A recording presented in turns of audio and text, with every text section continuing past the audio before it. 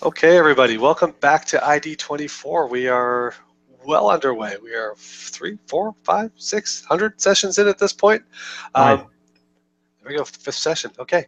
Once again, the ID 24 is brought to you by the Paciolo Group. We've got kind support from our sponsors at Barclays and the Center for Inclusive Design. You can find out more about them on our website in the sponsor section if you'd like. Speaking of liking, if you like this session, please hit the button to subscribe to the ID 24 channel for future event ideas or updates. And then, of course, we want to say hello to everybody who is watching around the world. On that note, we would like to introduce you to our next speaker, Estelle. She will be with you in 1 second. There we go. Hi, everyone. Talking to you from not so sunny California. And let me just go ahead and share my screen, and then we can get started.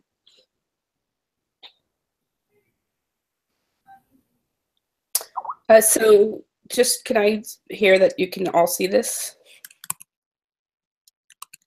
And that you can hear me? Yep, all good. Okay, all good.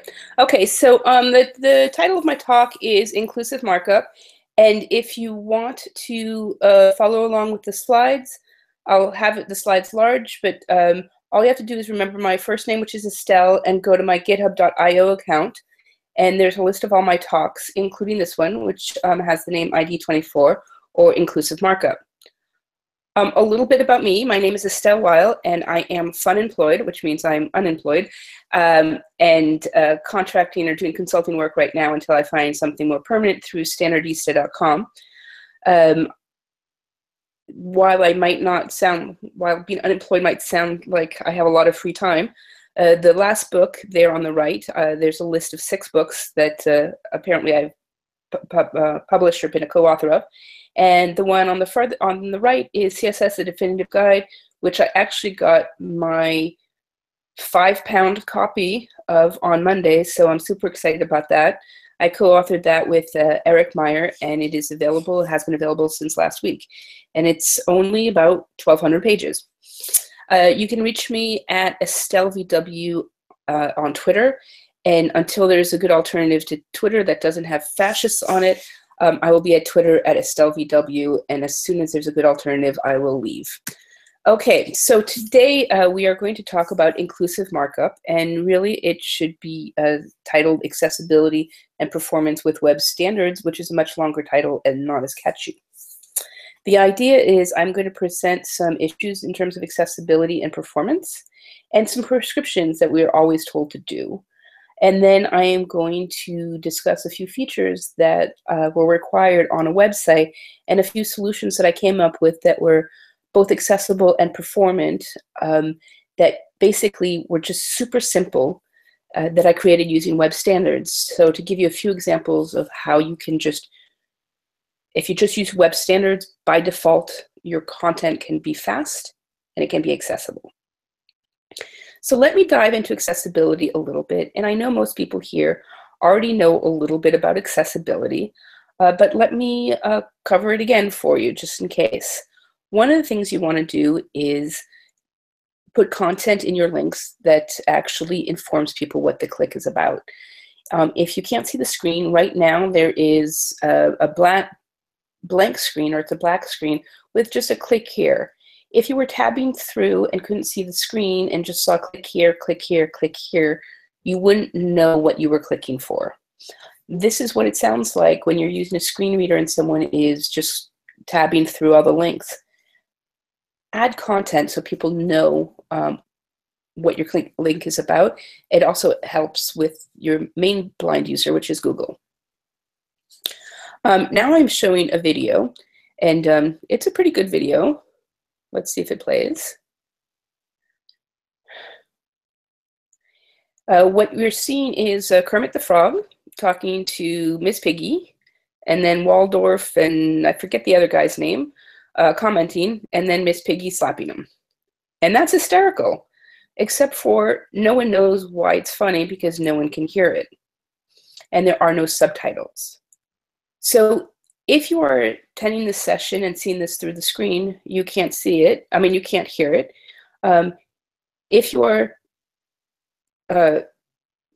if your headphone is broken, you can't hear it. There are no subtitles. This is what it sounds like when your headphones are broken or when you have a hearing disability. That is why it's really important to subtitle it. But I'm going to play it loud because it's kind of funny. Kirby, what the fuck? What were you doing on Tinder to begin with? He's got a point. Kirby, what the fuck? What were you doing on Tinder to begin with? He's got a point. Okay.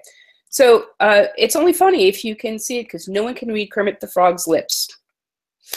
And this screen shows 5 color blindness circles. It's basically 5 circles that are made out of colored dots, and inside those dots are numbers.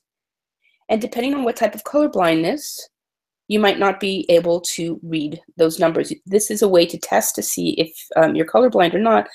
But when you use artwork to display information or use colors to display information, if someone does not see those colors or has a difficulty differentiating between colors, they can't see your content and the content is not accessible. Similarly, if someone has cognitive differences, you want to present the information in a way that would make sense and is simple. Using graphics, always use an alt attribute. Don't use color to provide vital information. We all know this. So what is a disability? A disability isn't necessarily full-on blindness. A disability is a mismatch in the interaction between the features of a person's body in its current state and the features of the environment in which they currently find themselves. So right now, I feel kind of at a loss because I don't see anyone listen to me, and I feel like I'm talking to myself. So in some ways, I'm disabled because I don't have any feedback from anyone. In an airport, and you are watching a video, you can't hear the video, so you're temporarily you temporarily have hearing differences. So throughout the world, there have been the Americans with Disabilities Act, which here in the United States is about 26 years old and was developed with the idea of wheelchairs. But everyone has benefited from it. Whether you're a parent pushing a tram or a baby carriage, whether you're a traveler like me, whether you're a bicyclist or a skateboarder, we've all benefited from the sidewalks that have been made accessible wheelchairs, but moms and dads and nannies and everyone else pushing a baby carriage, and every single traveler in the world, and every single person visiting the supermarket and pushing a shopping cart. Disability is the spectrum. There are permanent disabilities, and then there's situational disabilities. So it's important to make everything accessible because convince your boss that you actually have someone who's completely visually impaired. Convince your boss to take off their glasses and see what their website looks like. Being outside in the sun glare.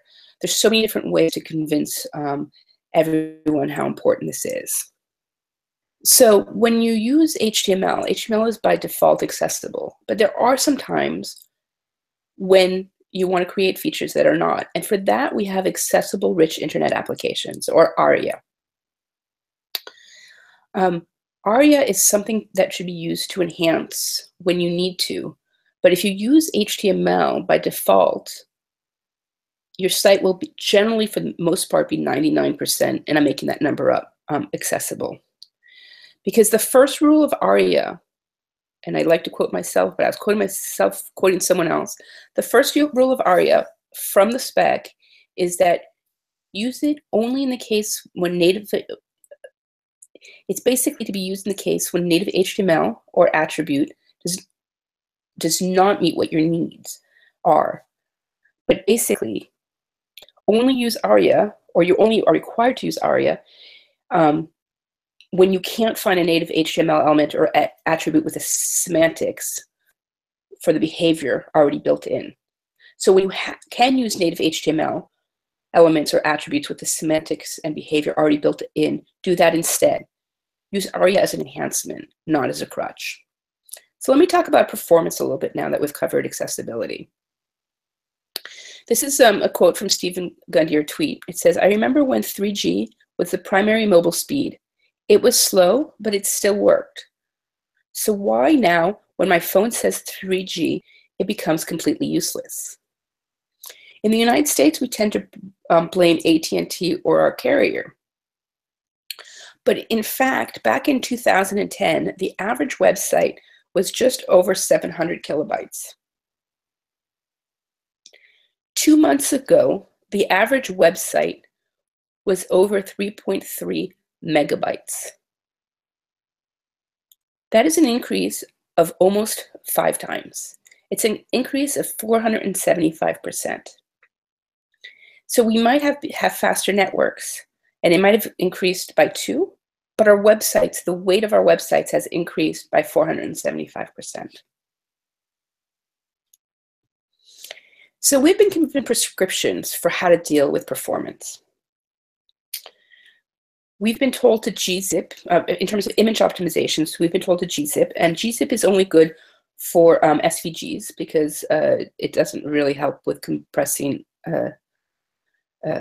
binary data. But removing image metadata, resizing images, using the right image format and the smallest image format, because different browsers can accept different different formats. So like if you have Chrome or Opera, and I haven't checked out the new Firefox, so I don't know, but you can serve WebP, which is a much smaller format generally. With Edge and IE, you can serve JPEG XR. You can actually shrink the formats down, the images down, and serve the right format. Reducing the number of images is the best way to start because images are definitely the lowest hanging fruit. And you can leverage CSS. But no matter what you do, whenever you include an image, always include an alt attribute for all foreground images, including an empty alt attribute if it's a decorative image. I can speak English today.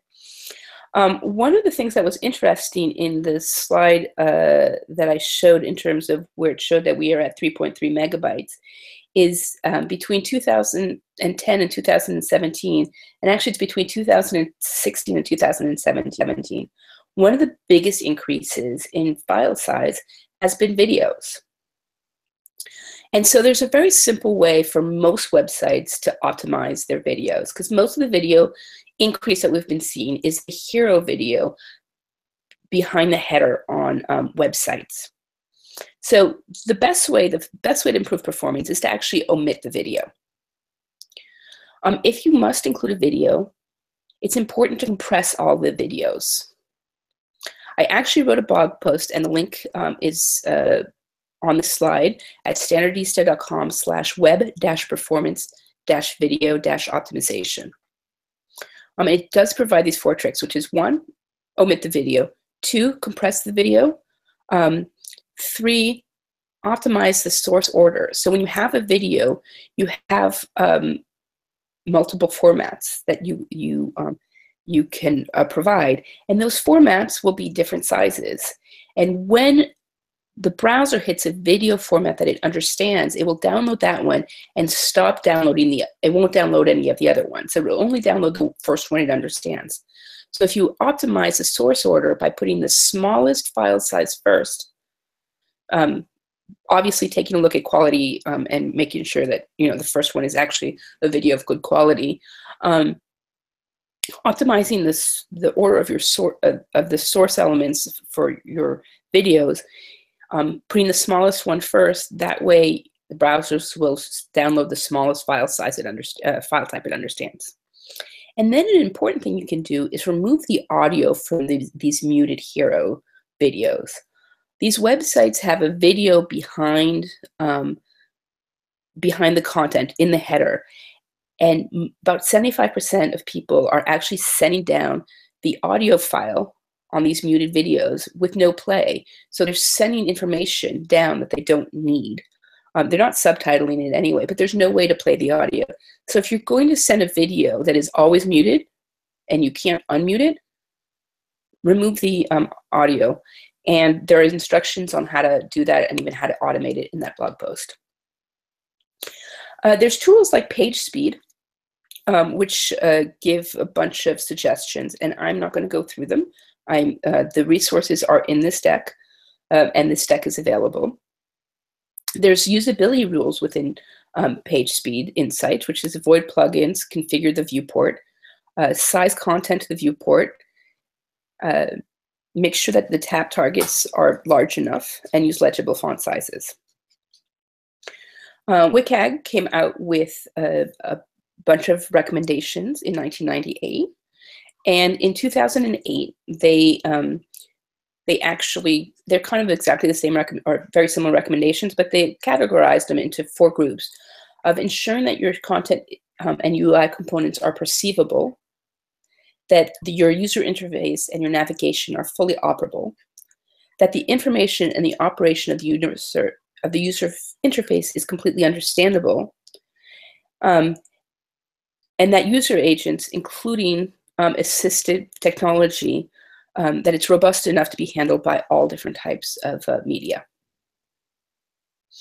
There's also a great poster that I've linked to in the upper right-hand corner of this slide, which says Get Poster, and it gives a nice little display of suggestions as to how, the 14 accessible design rules.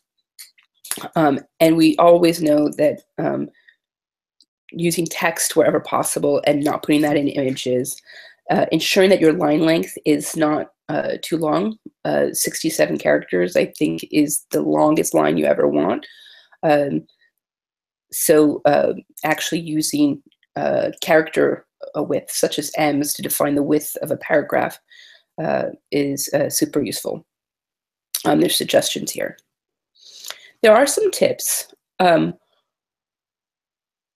There is no way to sniff to see if you are actually, if your site is actually being accessed by a screen reader. And that's a good thing, because people want privacy, and people don't want to be known to be using a screen reader. So user agent sniffing is never going to give you the information as to, hopefully, will never give you the information as to whether people are using assistive technology. If you use JavaScript, or anything other than HTML to update the content of your website, or to create links out of things that aren't links, or to create buttons out of things that aren't buttons, you need to manage focus. By default, HTML, when you tab through HTML, it'll go from the first link to the last link. You can change the order of things with CSS, the visual order, because it will follow the content order. But if you start messing with it, you have to maintain, you have to give focus with JavaScript, and then you always have to manage that focus.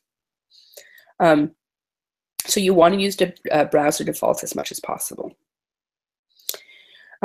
So Smelly said, by default, HTML is accessible. As developers and designers, it is our job to not fuck that up. So here are some features or issues that that a client wanted. I actually worked at Visa, and they had a website which was on this screen. I have a screenshot of the actual site, but there's a link to the site in the upper right-hand corner. It is a form with three form controls: the email or mobile number, along with the password, and a checkbox that says make signing in easy on this device. That's it on this page. 3 form controls, a sign-in button which submits the form, and a create account button which is actually just a link. So it's not very complex. The problem was that this site was designed using what I call RDD, or resume-driven development.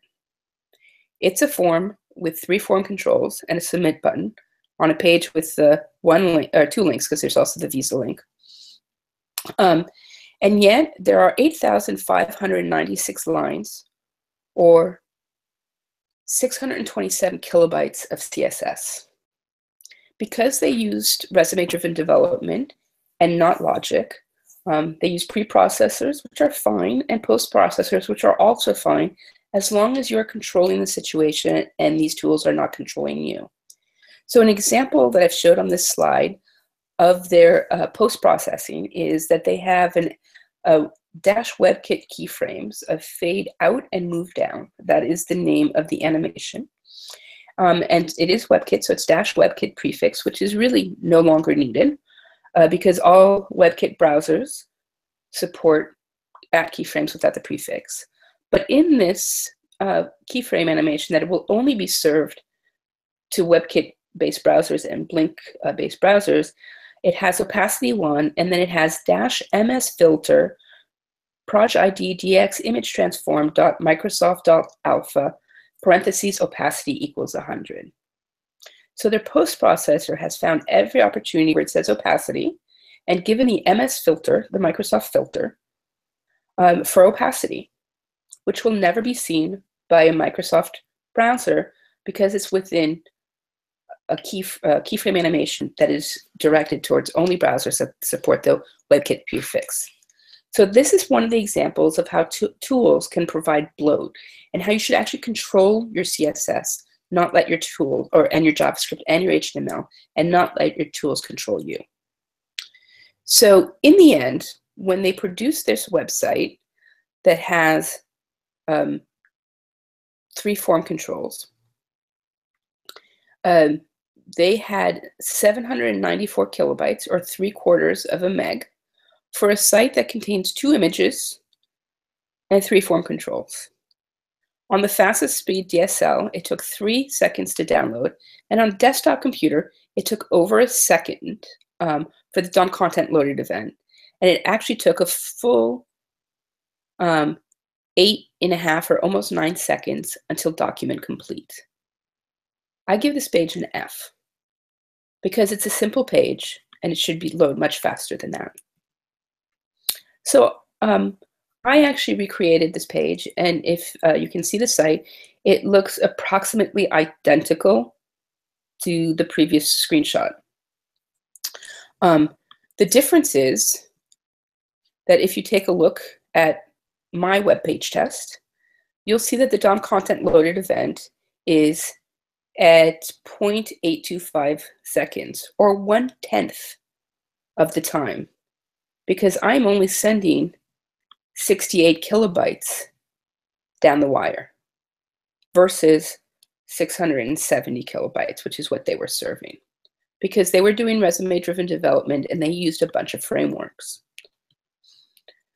If you take a look at this web page test screen, it shows that my site was fully loaded and displayed at 1 second compared to their image that came in at 4 seconds. It's just a different way of visualizing it. So what I did in rewriting their application is I took a look at the features that it needed, and instead of saying what framework best serves this one feature and adding it, I thought outside the box, and I thought to myself, how can I recode this in a way where I use normal or default HTML elements, making it accessible and fast without even adding any JavaScript? So I came up with a few features that I could edit. One of them is the language selector in the bottom corner. By default, right now, there's an American flag. When I click on the footer, or the American flag rather, I can pick any country, and in this case, I'm going to pick Canada, and the flag changes because Canada is now selected. If I click on the Canadian flag, I can go back and I can pick Mexico. I can try it again. Mexico is selected, and I will pick, if I can find the United States. Nope. Okay, I'll pick Argentina. And now Argentina is selected. So that's one of the features I'm going to show you. Another feature I'm going to show you is this little carousel. Right now it has one address. I'm clicking to the right. Oh, I have to give it focus. Okay. I'm clicking to the right. Of course, when I'm actually doing this live, it's not going to, oh yeah, here, I'm clicking to the right. I don't know why I was unable to give it focus before. I didn't have to focus on the page. I'm clicking to the left, and the carousel is moving to the left. I'm clicking up. It's moving to the left. I'm clicking down. It's moving to the right. It also has 2 arrows there where I can go left and right. So I'm going to show you how I did this feature in about 3 lines of JavaScript. The first feature I want to show you, or the first solution that I came up with, rather than a prescription, is I'm going to actually skip this page because it didn't load. Oh no, I'm going to keep it here. I'm going to load it in a different window. Here it is. This is the first, I'm going to give a solution, but I'm first going to talk a little bit about JavaScript frameworks. This is the first table lists site I did. I did it in 2003 for Kodak, for OPhoto, before it was Kodak Gallery. And it's not that exciting, but if you see it, you hover over something on the left and the right-hand side changes. To make this work in Netscape 4 and IE5 on the Mac and everything else, I created a framework. The framework said basically, if document get element by ID exists, then the page has HTML or it has the ability to use JavaScript. If it doesn't have get element by ID, does it have document all, then you can also use JavaScript. Or if it doesn't have document get element ID or document all, and then the app version is Netscape and the browser version is 4, that didn't have get element by ID, but you could actually rewrite in JavaScript document get element by ID. So those were the 3 ways that I knew that I could actually interact with this. What this framework did, it was a simple thing. It basically created the get element by ID for all these 3 browsers. And it basically leveled the 3 browsers that I needed to target, or all the browsers that I needed to target. That was the original purpose of the framework, and that was the original purpose of things like jQuery, which is to level the playing field to make all browsers work. There's no reason nowadays, almost, to include jQuery, because many of the things that jQuery did, and jQuery is amazing and I love it, and sometimes I still use it when I want to prototype rapidly and I don't want to think too much. But before you put in a framework like jQuery on top of a framework like React, or 45 other dependencies, think to yourself, why? jQuery was originally created to level the playing field, to basically create add event listener for IE. But we used it, and so many libraries or snippets or plugins were put on top of it.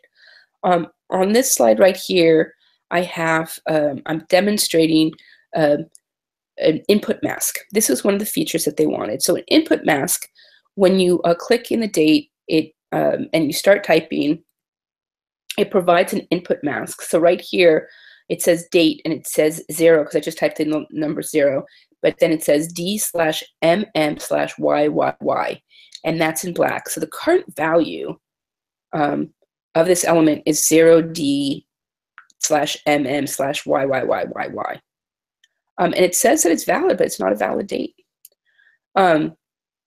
So this is something that Visa wanted to replicate, or that I needed to replicate, but I didn't want to pull in jQuery just for an input mask. So I thought to myself, I thought outside the box, and I thought to myself, how can I recreate this? So I created a different input mask, which didn't rely on any framework. So here it says in pink, there's a placeholder that's pink instead of gray, and it says MM/YY for credit card expiration month. And if I put in a 0, it says 0, and then in black, and then in pink it says M/YY, and the box is red. So I'm going to put in a date. So it's May 1944. The box has turned blue because it's valid, so it's no longer red. And that pink stuff has disappeared. So this itself is 3 kilobytes for the JavaScript and like 1 kilobyte or 2 kilobytes for the CSS that comes with it. And just to show you that this is, not that I just didn't change the placeholder, I'm going to change the color of the placeholder to green. And there should be enough contrast between pink and green that most people can see the difference between those 2 colors. So I'm going to now put in a Canadian zip code. And a Canadian zip code is a letter. So like H for H. And then it's a number, a letter, and a number. This masking doesn't allow you to put incorrect information in, and it formats it for you automatically. And additionally, you can copy and paste. So how did I create this in just 3 kilobytes? Before I hit that, I do want to talk about HTML5 web forms, because I think that's when I say that you can use native HTML, there's so many features that the browser supports that we aren't using. So there's 13, I think, different input types: text, search, URL, telephone, email, password, date, month, week, time. And then there's also the range and color and checkbox and radio button. And all of these have different features, such as pattern, which allows you to put a regular expression in that it needs to match. Placeholder, which is a text that will by default show up in gray. And that gray color does not have enough of a contrast with the white background to meet AA guidelines, but it's not use text, and it has to have enough contrast between that and the black that will usually be used when you're actually putting data in. So people with low vision might not be able to see the contrast between the white and gray, but people with cognitive disabilities, you don't want to make it, or color blindness, you don't want to make it, you need to make it, the color contrast dark enough between the text and the placeholder. And I think that that's more important. So anyway, we have all of these web form features. So I used them. To mark up the page, to mark up that form, all you do is use HTML5. So for that zip code that I did not show you an example of, I showed you the Canadian one, but in here I'm going to show you, for an American zip code, it's 5 digits. So I say input ID equals zip, because I need an ID so that the label can be associated with it explicitly. And you'll see the label above. It says label for zip, and then with the text zip code. Type tel for telephone, because on a mobile device, I want the number screen to appear, but I do not want the spinner. Name equals zip codes for when I send the form control in. Class equals masked, and that is the key for the JavaScript. When it sees that the class equals masked, it will mask the placeholder. The placeholder in this case is 5 X's because I need 5 digits. The pattern is /D bracket 5 close bracket. That means 5 digits exactly, not more, not less, and only digits. And the title says what is expected, the content that is expected. So the title is a 5-digit zip code.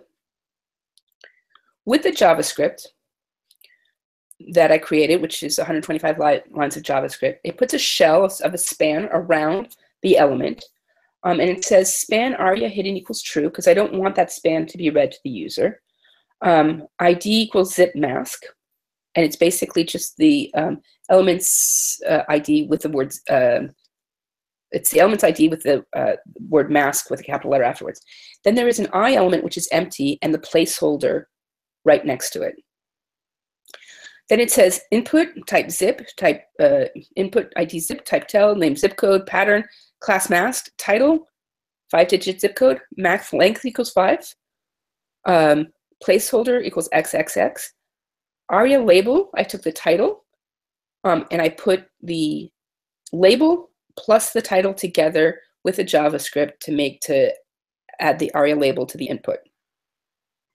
So it's definitely read, as well as the syntax is read. There's other features that you can do with this, such as you can remove the placeholder if you want to remove the placeholder.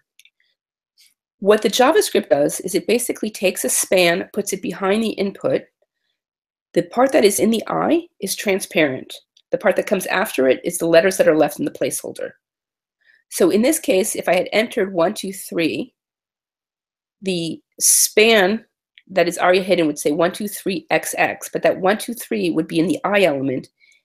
And in the CSS, it says visibility hidden or opacity 0, whichever one you want. And this is basically what the code looks like as you type the JavaScript. So it creates a 1, 2, 3 in black and the XX in pink if we had still been using that pink color. So this is a masking using basic HTML and then just a few lines of JavaScript to add an enhancement to it, and then to add the ARIA to make it more accessible. I'm not going to cover the JavaScript, but here it is. It's basically, oh, I can't go down the page. I should be able to go down the page. Oh, there it is. It's only 3 more lines down the page that weren't showing. So it's just a few lines of JavaScript, and then it's a few lines of CSS. The important things are, in the shell span I, the color is transparent, or the opacity is 0, or the visibility is hidden, your choice. If you want to remove the placeholder, you can do it this way. So it's still there, it's just not visible. And what this says is it has the 4 properties for WebKit, Mozilla, MS, and default placeholder. So -ms -input -placeholder. How you can actually change the color of the placeholder if you so choose. That is the simplicity of this styling. So a few tips on what I just did in case it was confusing. The best way to write a form control is to have a label with the for attribute, and the value of the for attribute should match the ID of the form control with which that label is associated. Because that is, having explicit or an implicit label is the best way to do it. If you don't have the label, the placeholder will be red. If you don't have the placeholder, the title will be red. Alternatively, you can use ARIA labeled by and provide more information, which would be links, or rather the IDs of the form control and any other element that indicates what the content, what the label should read. Or you can actually put ARIA label, and that will be read by the screen reader even before the contents of the label. If you don't have the ARIA labeled by, or ARIA label, or a placeholder, or a title, then your form control is not accessible. So you have a choice of 5 things. The best one to do is the default of actually putting a label. So here it is again, if you want to play with it. And I don't know why I had this page. Okay, so Visa actually tried to implement this, and because they used React, and React doesn't save the state of the values of inputs, it didn't actually work. So that's why you have to be really careful when you're using frameworks. So another feature I created was an accessible carousel. So this carousel, the only information it has is there's only text in this carousel. So here I'm clicking to the right, I'm clicking to the left, I'm clicking up, and I'm clicking down. Fully, like if you were to read this with a screen reader, I'm going to show you what the code looks like. It is here. I basically have 5 labels and 5 radio buttons. And with the for attribute, they're associated. And because I used radio buttons, and those are HTML elements, I get the navigation of hitting the tab and getting focus, and hitting the right and left arrows, or up and down arrows, or a combination of all of the above to move through form controls. What the original carousel had instead was it had a button for the left navigation, an image with a class of null element for accessibility compliance, which I really don't know what that does, because it is an image with no source and no alt attribute.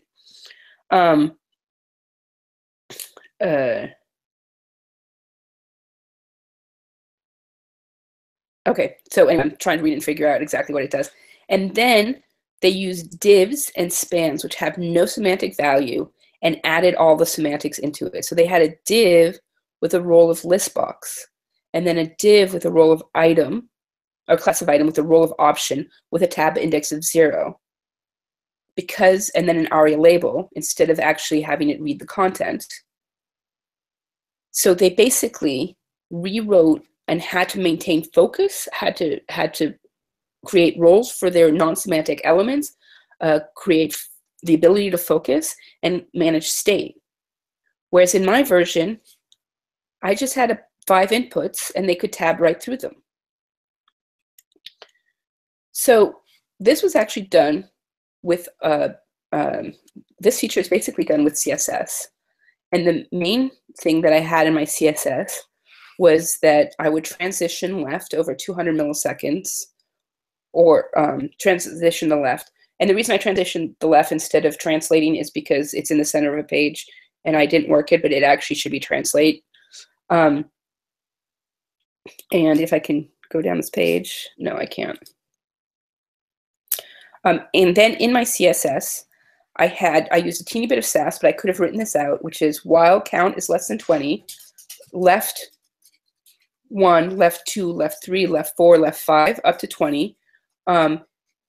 Just change the value of the left property or the translate property, and then the transforms take care of animating it. So the only JavaScript in this feature was, and there was an event listener. Actually, there wasn't. There was no event listener. Yes, there was. The event listener, when you changed the selected radio button, would just change the class of the parent. And that's all it did. It changed the class of the parent. When the user with the screen reader read it, it basically looked like a bunch of, like 5 labels and 5 form controls. The accessibility features are to use the appropriate semantics, which in this case was label and input. The label describes the purpose of each of the radio buttons with a selection. You want in a carousel for the states of on and off to be distinguishable. You want it to have full keyboard access. And you want focus state to be clearly visible. So I'll show you the clearly visible, which is not clearly visible because I need a better designer than what my capacities are. But basically, I looked at the carousel concepts, and it matched and followed everything to create an accessible carousel. Here's another example, and in this version, the selected is a little bit more obvious. There's a circle around it, or a checkered box around it, around the button. And this is a carousel or a merry-go-round of merry-go-rounds, or a carousel of carousels. But the thing is, when I had this tested with people who were using screen readers, they said, this isn't a carousel. And I said, what do you mean it's not a carousel? And they're like, well, it's accessible, and I just see a list of 5 options. So I didn't actually call it carousel. I called it merry-go-round because it isn't a carousel in the fact that, 1, it's by default accessible without any JavaScript. But 2, there's a few features it doesn't have. You can't put a link inside of it. And you can't put a button inside of it because you can't put a button or link inside of a label. That makes no sense. So the third feature I want to cover is just this little flag. So let me just show you how they did it and how I did it. So when they did a row of list box with an ARIA label of select your country. And each one was a section, which I don't know why it's a section, with a row of option. So they used something of semantics of section. And then they had to maintain state. So each one, they had to give a tab index. So if we remember what I said, which is also what Steve Faulkner said, I finally met Steve Faulkner last week. He said the first rule of ARIA is don't use ARIA. The first rule of ARIA is use semantic elements and attributes if you can, and use ARIA as an added sauce. So what I did is I used semantic elements. Basically, we were selecting a country. So I created a field set, and I put a legend that said select your country, and then I put a bunch of inputs of type radio with labels with the name of the country, and that's all I did. It's just a simple inputs and labels of all the countries in that list. And then in the CSS, I basically visually hid the label, but I could have created a title out of it or made it show at some point. And the only JavaScript is actually to hide and show the footer, because when someone selects one of the countries, that radio button is selected, and it says checked, oh, I can't hover over it, or I can here. The last one on the bottom says, when you have a checked radio button, the label that comes immediately after it, give it this style of an outline, a background, which is the same look and feel as when you're active, hover, or focused. And basically the JavaScript, what it does is it opens and closes the footer so you can see the list.